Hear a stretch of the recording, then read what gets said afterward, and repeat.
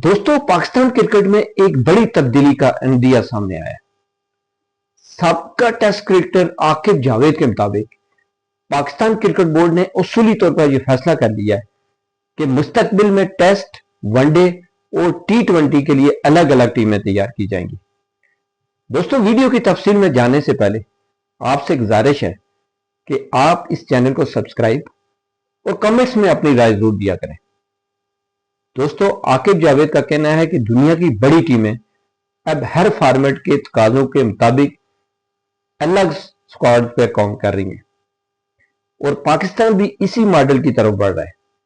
इस फैसले का मकसद हर फॉर्मेट के लिए मखसूस महारत रखने वाले खिलाड़ियों को बेहतर मौके देना और टीम की मजमूई कारकर्दगी में बेहतरी लाना है। दोस्तों, अगर ये मंसूबा मुकम्मल तौर पर नाफिज हो जाता है तो टेस्ट क्रिकेट में वो खिलाड़ी तरजीह हासिल कर पाएंगे जो तवील फॉर्मेट में मुस्तकिल मिजाजी दिखा सकते हैं, जबकि T20 में जाराना अंदाज और जदीद क्रिकेट की जरूरियात के मुताबिक खिलाड़ियों का इंतखाब किया जाएगा।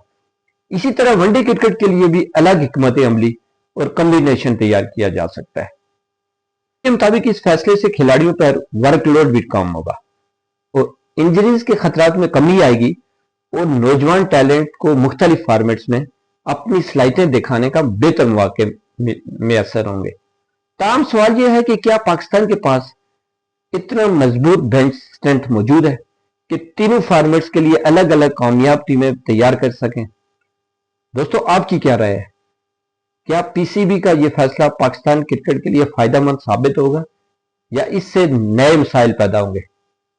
अपनी राय कमेंट्स में जरूर बताएं।